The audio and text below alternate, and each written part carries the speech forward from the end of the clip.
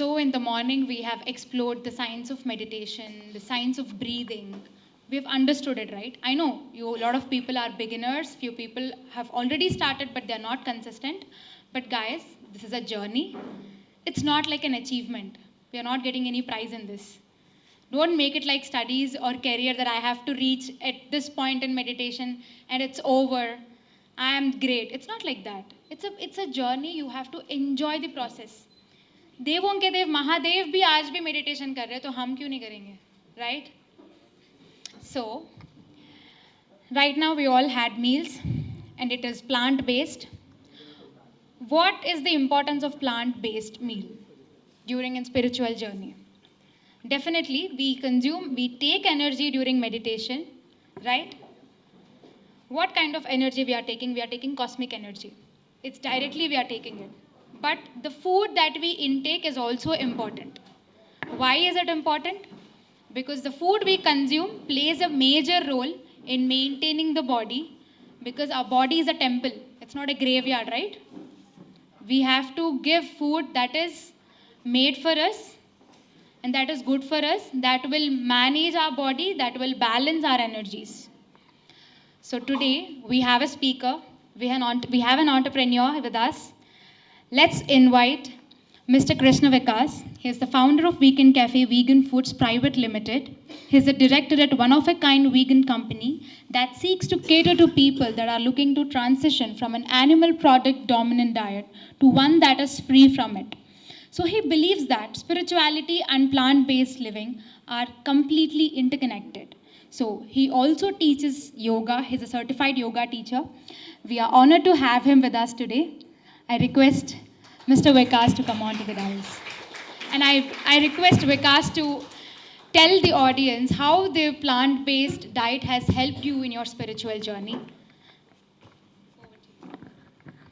Namaste, everybody. My name is Krishna Vikas, and spirituality has always been a very, very important part in my life from the time I can recall. But how has plant-based food helped that? I found that out when yoga entered my life. So actually, let me take you back and let me tell you a story. In 2019, that was the first time I had like a sudden realization. So I used to eat chicken, I used to eat all kinds of non-vegetarian products, eggs, everything that I could think of because I was into bodybuilding back then. And suddenly in 2019, I had like a sudden realization. There was chicken on my plate. My mom made chicken for me and there was chicken on my plate. I used to have about 200 to 250 grams of chicken every day till 2019. And in 2019, on my plate, there was about 250 grams of chicken. And after that realization, I had a realization just the day before, and I was not understanding what was happening in my life. But the moment I saw the chicken in my plate, I'm like, wait, this is dead. Then I asked my mom, "Chachipindi enduku tintunnam manam?" And she looked at me like, "Picture lag maartunna, like, why are you talking like this? Because you have been eating this from the past 25 years, whatever it is." And then it didn't make sense. I'm like, why is my mom talking like this? Like, I couldn't understand because so the moment you have like a realization, you suddenly kind of cannot identify yourself with your previous self. Like till then, so till 2019, say, let me take it like approximately a date, January 18th, say it happened. 19th, I stopped eating meat or non-vegetarian products. Till January 18th, I knew myself as a certain person, like the identity. It doesn't mean that you suddenly have like, enlightenment and you see light and everything. It's actually a journey, like she was saying, like meditation is a journey. Like spiritual realization or spiritual journey is also a journey, but it's a journey back to yourself. So you start off somewhere. I started off with this, with plant-based food. So then I later on realized when yoga entered my life, that in yamas, so in Ashtanga yoga, which is 8 limbs of yoga, this yam, niyam, asan, pranayam, pratyahar, dharan, dhyan, samadhi. In yamas, one of the first yamas is ahimsa, which is kindness or compassion towards not just human beings, but also all life in this planet. That's when I understood that. So this I understood 2.5 years later when I founded the cafe. Actually, 1.5 years later. So in the beginning, I was not understanding why was I quitting non-vegetarian food, why was I getting into this path. I was not understanding. I got off social media, I removed Instagram, I removed Facebook, I removed all these things. I did not want to associate myself with anything that I was till then, till January 18th. Because 19th I stopped eating and everything started fading away after 18th. I was stepping into like a new self. But that's a very hard thing if anyone must have experienced this personally. You suddenly have a spiritual realization. You start expecting everybody around you, wanting them to behave a certain way like you like, or you want them to be and everything. I went through that phase as well. But then later on realized that, okay, it's just me and just me on this journey. That's when I wanted to convert whatever I was feeling, that energy, whatever I was going through, into something. I wanted to create something from that. Because there was no point in talking to people about it because I was just wasting my time. I was just wasting energy. Why would you want to convince people who are not even ready to listen? So it's like suddenly you're sleeping amongst like 10 people in a room. You wake up and you want everybody else to wake up. It doesn't work like that. They want to sleep. So you let them sleep. So you wake up first and you try to create something out of that instead of trying to make noise constantly. They would want to wake up. They want to wake up. They need to have that insight that, okay, I want to wake up too. So that's what happened. And in 2020 June, that's when the weekend cafe began. And the whole point of starting the cafe was very simple. There was no purpose attached to it. There was no purpose. It was nothing like, oh, let me create a change. Nothing. Being very honest, I just liked cafes. I used to like going to cafes. I started a cafe. That's it. Nothing else, to be very honest. But later on, as I started getting deeper into it, like 6 months or 8 months down the lane, I realized that what I've gotten myself into, it's not a small thing. It's very hard. It's very hard to start something from the scratch and even do it. Like even if you get into like your family business or whatever it is, if you've ever done anything you start off, it's very hard to create something from the scratch.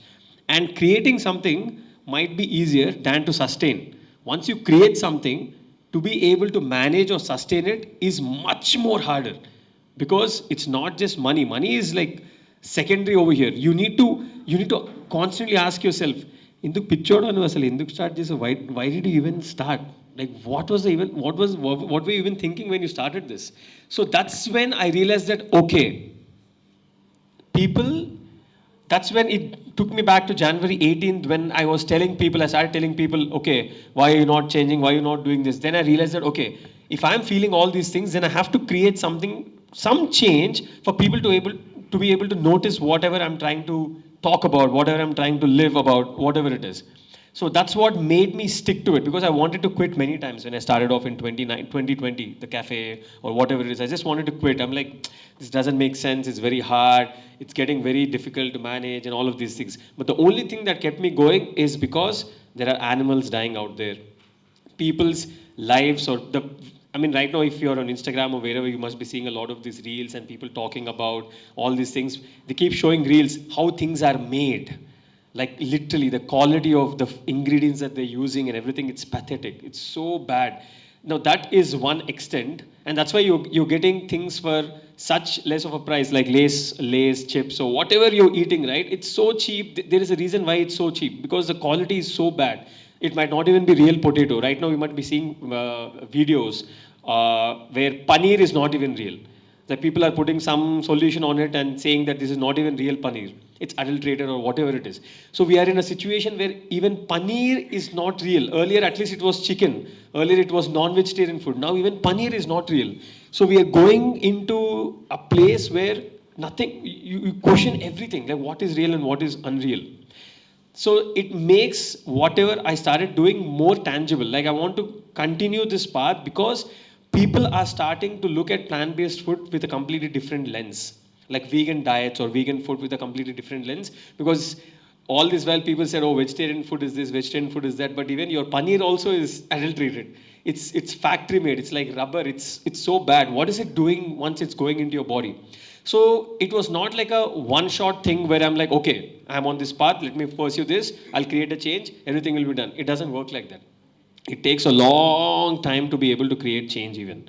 So As times are passing by, it's making it more challenging, but at the same time it's more rewarding also, because even if like one person is having the food and they like it or whatever, and they're observing what it is doing to their body, they're going to go and tell at least two or three people or whatever it is. So that's how change spreads, is what I have understood over a period of time. Now, coming to how spirituality is connected with this, I mean, isn't this spirituality? Spirituality, if you actually break it down, keeping meditation, keeping asanas and yoga, everything aside, that is where you get the energy or the power from. What are you going to do with that power that you gain from meditation? You're not a sannyasin. You're not going to retrieve into some caves. You're not going to go into the mountains and leave everything. That is very easy to do. But the real thing is, once you gain the power from whatever you realize through your meditation or dhyana or whatever, you need to take that power and do something in the real world that people can also be benefited from. That is spirituality. So that's what I've understood over a point of time. Like, because even I had these thoughts, oh, let me leave everything, let me just go to Himalayas. Because you start stumbling across all these books, let it be by Osho or let it be Sadhguru, all of these people you start reading about, and I'm like, oh, what a beautiful life. Let me also leave everything. Let me just go. Let me go to these caves and meditate there. But nothing. Once you go there, you can't escape your mind. You can't escape your thoughts. You can't escape what you wanted to do.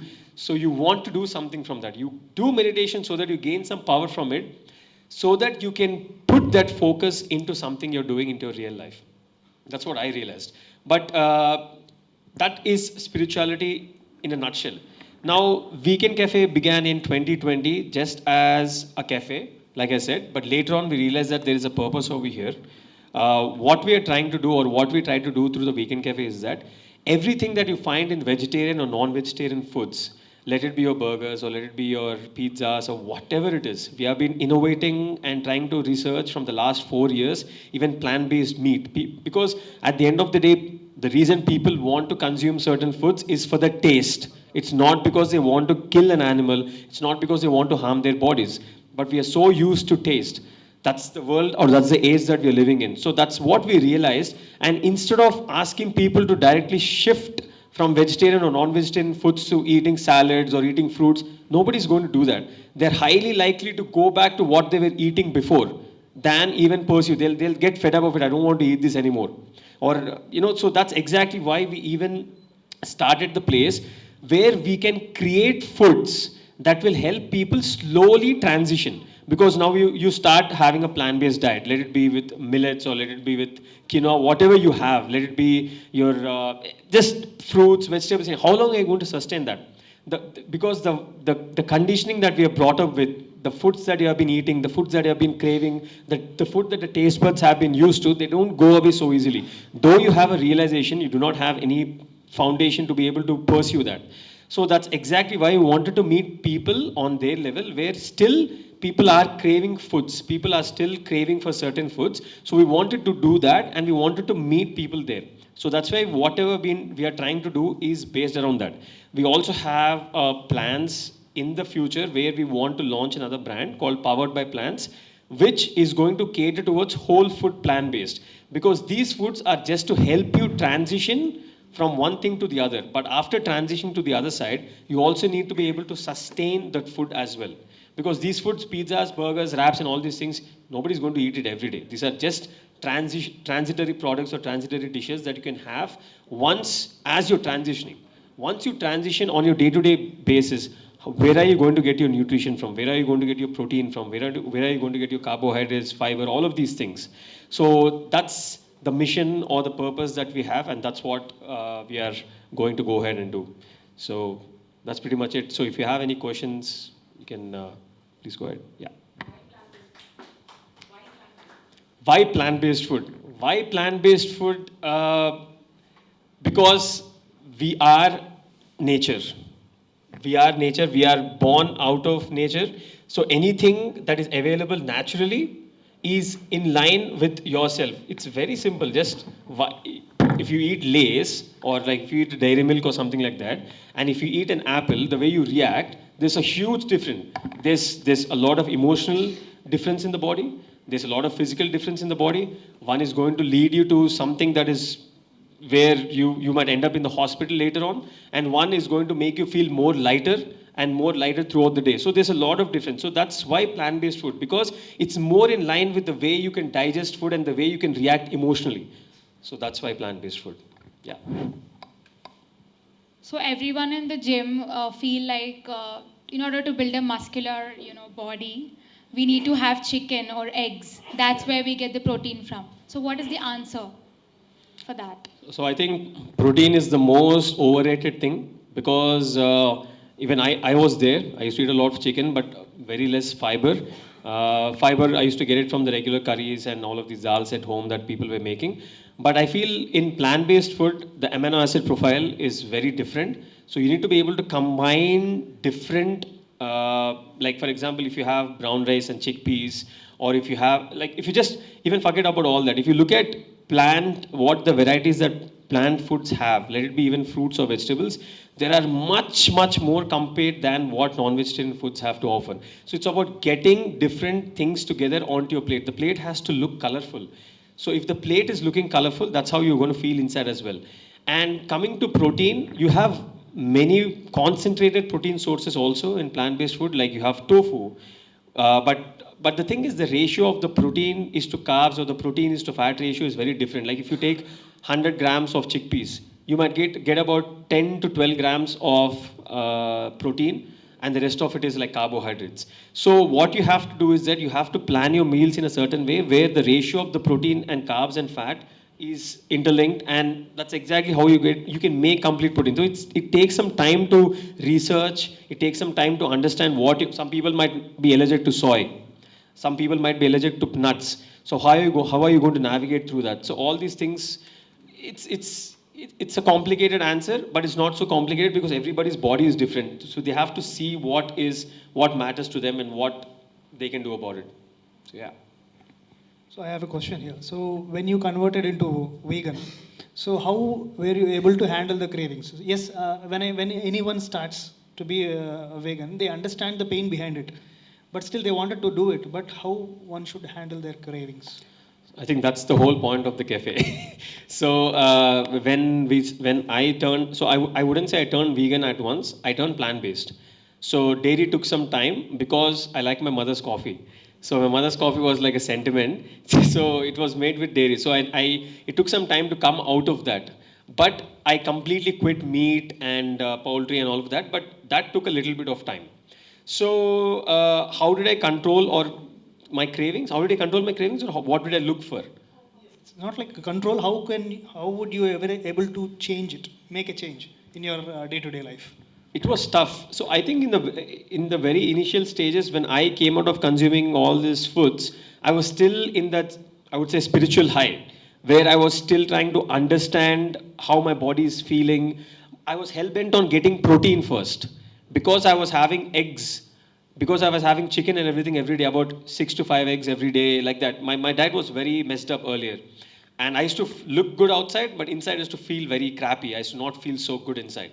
So the whole, at least for 1 year, actually for 6 months, it took my body to even understand what it needed and what it required to be able to function better. So I think you lose weight when you get there, but at the same time you find like a good path. But through that time, I did not have any cravings. The cravings started after like 6 months or something like that, when suddenly I realized I like KFC's burger. Like there was a burger, I think it's still there. There was a Zinger burger from KFC, which I used to really like earlier. And that's when I thought like, where am I going to get this? Where can I get this burger? And when I looked into the market, there was nothing. So that was one of the main reasons why we started off. So we have a burger in our cafe right now called the Crispy W Burger, which actually I've taken inspiration from KFC's burger. So that's what made me even start the cafe, where I could satiate my own cravings first. Then I saw that okay, people also like this, so let me sell this. So yeah, that's how it began.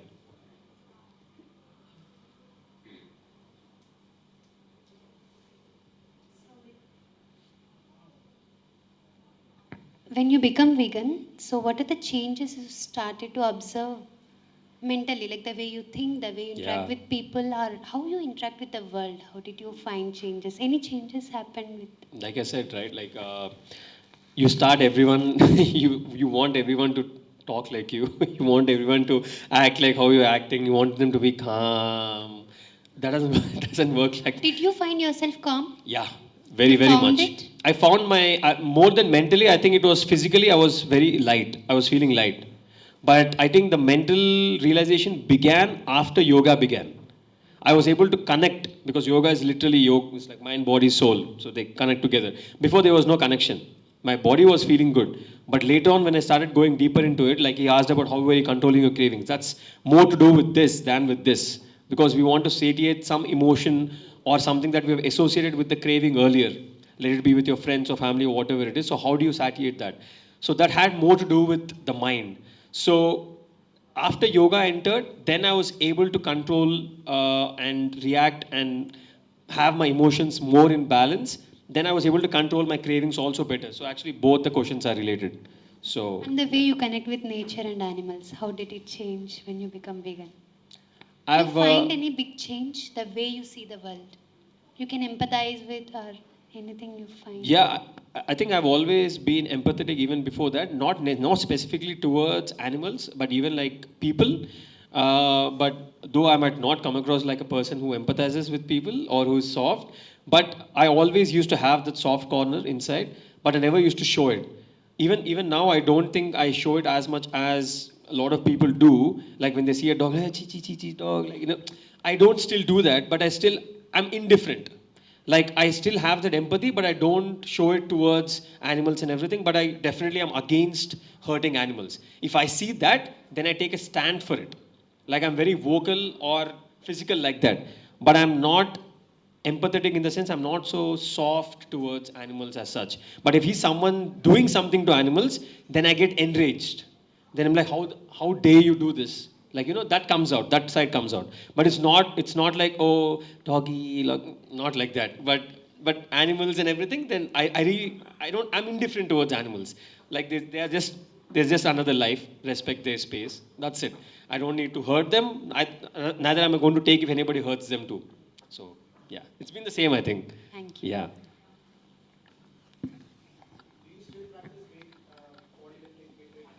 I do body weight strength training. In fact, we teach yoga and body weight strength training together. But I don't lift weights anymore. No. No weights. I don't lift. Okay. Yeah. Yeah. So Do you recommend or not? Like whether I don't recommend lifting weights. why so? Because lifting weights is, so that I understood through yoga, there's a lot of prana that is lost when you're lifting weights. And to compensate the prana that is lost through lifting weights, you have to overeat again. So a lot of time earlier was spent in compensating the energy that was leaving the body when I was lifting weights. When now I just do how much is required from my body. I don't overdo it. So that also comes from an egoistic perspective. Earlier, I wanted to look good. I wanted to look strong. Now I want to feel strong inside. So earlier I was definitely bigger. I was about 90 kgs or 86 kgs. I was having a lot of muscle. I was very well built and everything. But I'm much more leaner. But I know I'm stronger. But I was soft inside. Though my body was looking strong outside because of lifting weights, I was very soft inside. But what yoga does is that it creates a sense of strength from within, where it also will be reflected outside through your other practices that you do, but you don't really need to lift weights. So I'm not really an advocate of lifting weights now, but I lifted weights for 10 years. But right now I just feel like it's very exhausting and tiring. And it's a lot of time waste. Body weight strengthening or practice of yoga, it's like 45 minutes, very simple, just in and out. Earlier 1.5 hours, 2 hours was spent in just that. So So this is your personal experience, right? Personal Yeah. So what if somebody wants to continue? yeah. So what do you recommend for them? Like, do you agree? I mean, do you suggest them to do it? Yeah, just Yeah, I mean, you will figure it out by yourself. But I mean, if you have like a spiritual practice, also like if you're into meditation or something Yeah. like that, you will also see how it affects your spine too when you're lifting weights, when you're sitting for meditation. Because that's what I observed a lot. So when you're lifting weights, So let it be deadlifts or let it be other exercises that you perform with weights, it really affects the curvature of your spine. So when you're sitting for meditation, it really affects it. So I observed all these small things. I went in and out of weightlifting for a long time. But my body was like rejecting it, like it's just not working out, leave it. So that's when I found strength also through practicing asanas. So in fact, the program that we teach right now is also called Strength Through Asana, where we do asanas but for a more number of repetitions. So that also builds strength, but it doesn't give you that hypertrophy that lifting weights does. So yeah, Can we build muscle through yoga? absolutely yes. But don't do just asanas. You can also include body weight strength training to it. Like let it be push-ups, let it be Hindu push-ups or Hanuman Dand or something like that. These really help build your muscle as well. But the thing is that the strength that is built through this doesn't leave you. The strength that is built through weights leaves you. Because it's external. Anything external you build, it'll leave. So that's what my personal experience is. But you can pursue it till it leaves automatically. Like, yeah. Thank you.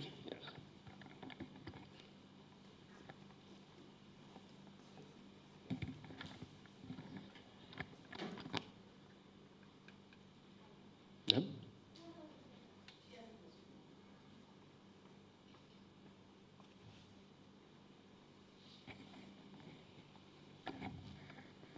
Thank you. So, like, I have a doubt, like, where, the point of becoming veganism is, the violence towards the animals. Where in the villages, like, they are not treat animals as, like, how industries treat, like, they are not slaughtered, the babies are not taken it out, and they are not, like, artificially impregnated. So, like, when I have become vegan, sorry, like, going to the villages, like my grandma or my mama used to say, no, it is not like how cities are treat, they worship, they pray and they take out milk after the babies have, are, drank. So, how, like, what are your thoughts on this? Like, is that okay? It is not, as it is violence free, or like, it's still violating the rules of veganism? Like, how? So, I mean, if you're talking about if it's violating the rules of veganism, then definitely it is. But from a natural perspective, from where we have evolved from, I do not think veganism was prevalent that time when people used to worship cows and everything. But now, I think understanding that we do not require milk to thrive, you don't need to consume milk. But if people are doing it as a cultural practice and traditionally they are consuming it, then it's okay. I mean, up to them. I'm not going to go and tell them don't do this. Like for example, I always give this example. If you go to Goa, the people on the beaches or the shores, their main occupation is fishing. If you're going to go and ask them stop fishing, they're going to slap you, right? Of course, you can't take their occupation away from them.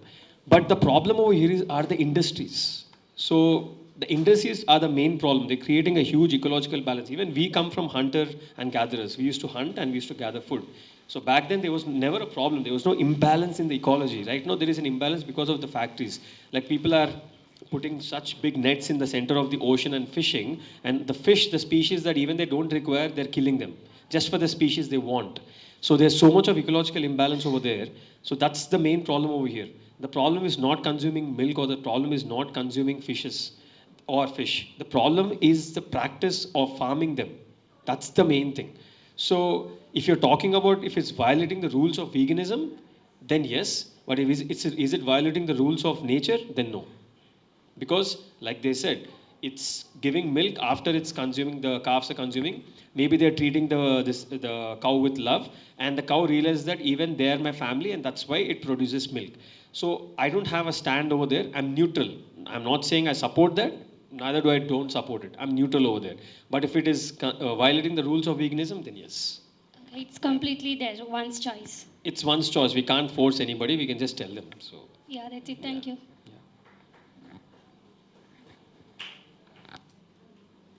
that's it.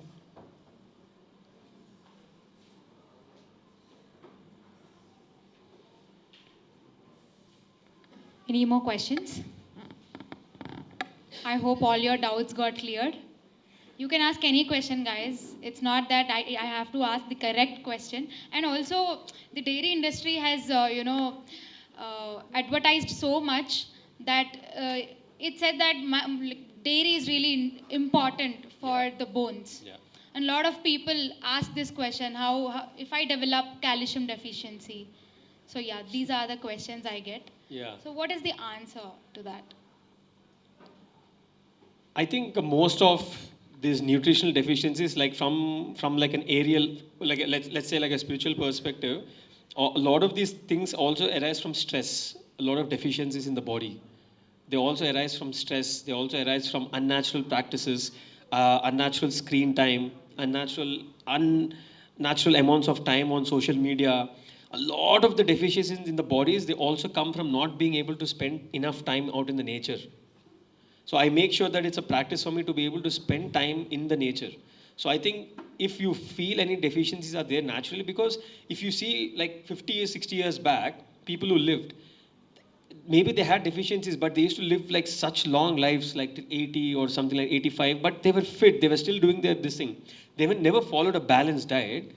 They never did anything. They did not have any deficiencies because their entire day was spent out in the farms. Their days were spent out in the nature. They were doing so many other works. They never took any supplements or tablets and all of these things. And I think one of the main reasons why we're also feeling deficient is because we are losing touch with nature. We're giving too much of importance to these labels also. Like even we are having the word, we're having to call it vegan is because we need to help people to educate, to help make them aware. But if you go beyond that, we are also losing touch with ourselves. We are also losing touch with nature. So I think when people become more aware and get more in touch with nature, I think a lot of these deficiencies and also can be cleared out is what my personal feeling is. Because I don't really take so many supplements and so many tablets and everything.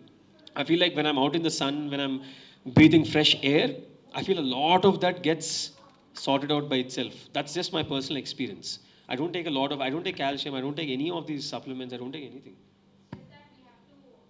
We have to go out in the nature, do grounding Yeah. on daily basis. And set Then- your biological cycle.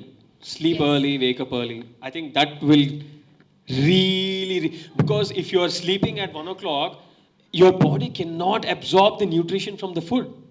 So even the food you're eating is good, your body cannot assimilate or take the nutrients from the food and give it to the organs and the systems in the body. So if you're sleeping early and if you're waking up early, you're setting yourself with the nature, the nutrition can be absorbed better by the body. So if you're sleeping at 1 o'clock, the body doesn't know what to do. It'll excrete the nutrition out of the body. So Yes. that's what I feel as well. I guess I'm not the right person to talk about it then. Yeah, I don't know about that. We often like sleep late, right? Because of the Yeah. schedules and all. And even the yeah. corporates have designed it in such a way. There are night shifts. They are also a big, reason for us, our biological clock to get disturbed, maybe. Yeah. So So, any more questions? Nice.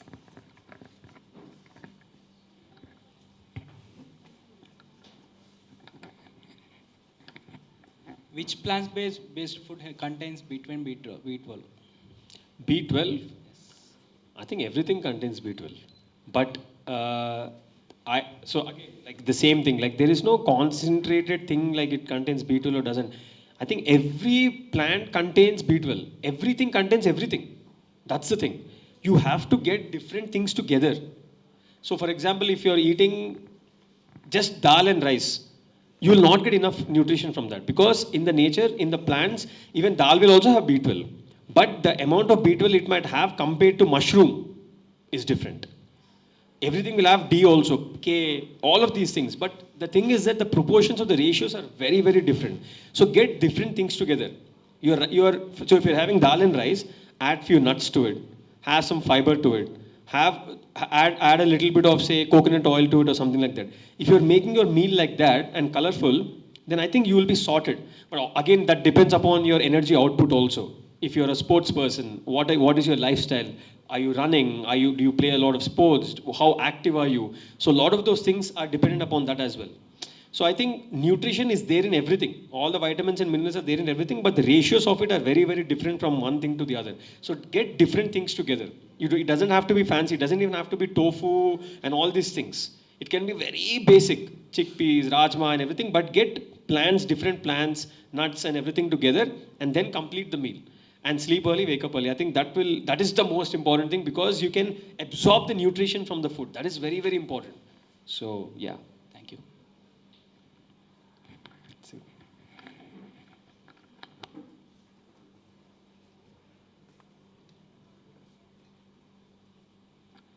Someone is raising.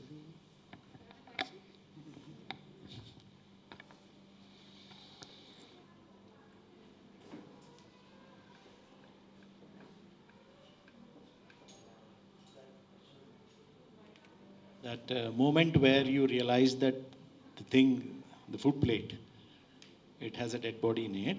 Yeah. What made you realize that in that moment? What made you realize that? Because So- we want that to happen with a lot of people. Yeah, so that was, I think, fear. So let's take a few minutes, but good question. I like that story. What led there? Because just before I realized that there was a dead body on my plate, 1 month before that, or couple of months, I had a lot of fear inside of me that was surfacing. There was a lot of fear that was coming out, which made me feel like I was saying, I was strong from the outside. I was lifting weights that time, and then, but inside, I was scared. I don't know what I was scared about, but I was scared inside. Maybe that led to that journey of awakening or whatever it is. So there was a lot of fear coming up and surfacing, and I didn't know where that fear was coming from. Why was it surfacing and everything? And suddenly, I started meditating. I don't know how did I start or how did I even get into meditation, because there was never was introduced to any meditation of any kind. I just closed my eyes and I just sat, and there was this one practice that I came across, which was Osho's dynamic meditation, which I came across, and I did that without any supervision, nothing. Because in 2018 there was this Netflix documentary called Wild Wild Country that released of Osho's. I watched that and I saw them do dynamic meditation in that.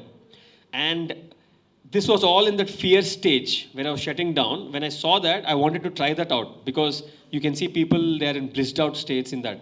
And I'm like, okay, let me try this dynamic meditation, whatever this is. And I did that.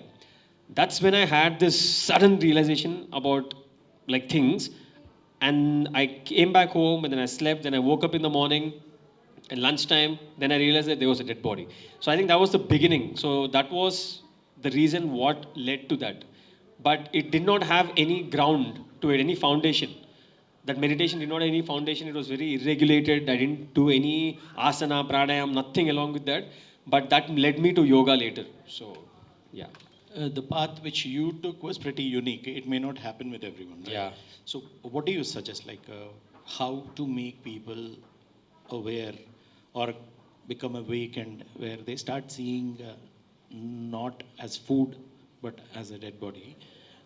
So, what is the other way, more organic, and which we can suggest and implement and practice? I think the other ways, like people are doing, right? Like they're showing. I think the other ways is to just show videos of animals being killed, because that's the level of insensitivity that we have right now, where we want everything visual. Because people can only see the chicken that is sold in the supermarkets, but they don't know where it comes from. So I think to be able to show people videos, because in this age where even everything is regulated, like the social media and all these things, but like they do it in the UK, where they have these streets where PETA or all of these other they show videos to people like how animals are killed and everything. I think over here we can do that, but there's a lot of rowdyism involved. Whatever we're doing over here, all the poultries and everything are, owned by rowdies, and all the dairy industries are regulated. So I think we have to resort to such practices to be able to wake people up, because they're in such extreme of insensitivity. We have to meet them there. So I think that's what I feel. So we have to meet them people where they are. We can't be soft with them and be like, try meditation, and then you will be able to realize one day that you can become vegan. That meditation is something I feel can sustain that power. But I think like a sudden thing, we can show people about how exactly an animal is tortured or killed.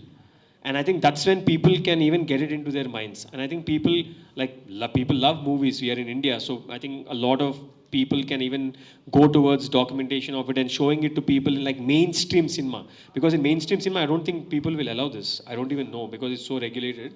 So I think if you show things like that, for which a lot of people have to come together, then maybe I think people can realize. That's what I feel. Thank you. Yeah.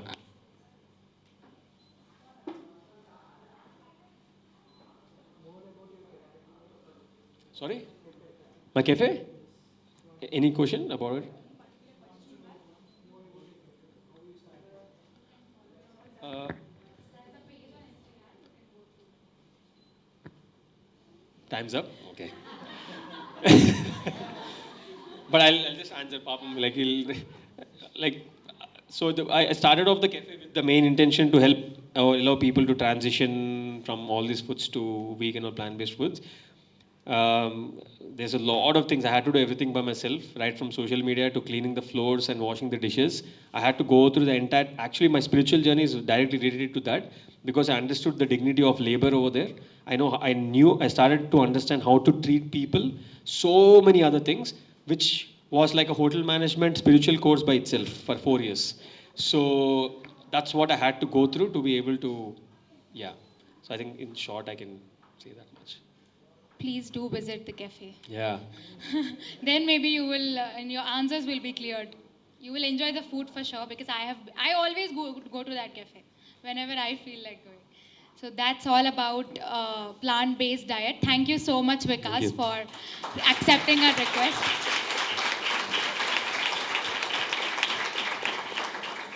I Thank you hope for in this the op- given, Thank you for this opportunity. And Yeah. hope to see you guys again. yeah, we want more of your sessions. Yeah, unfortunately, I would have to leave because my Yeah, business is sure. waiting for me. So have to go there. But thanks a lot for this opportunity, and thanks a lot for coordinating all of this. And I hope we all can go towards a better world soon. So yeah. Thank you so much, Vikas.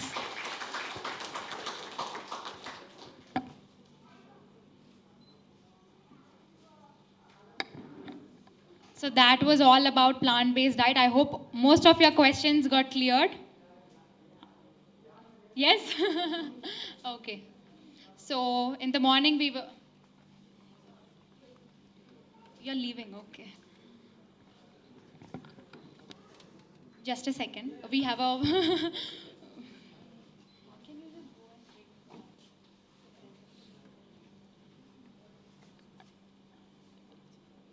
So we planned a small present from our side. Yeah, he has given a lot of wisdom for us. We can't match the value of it, but it's just a reminder that it will be there with you.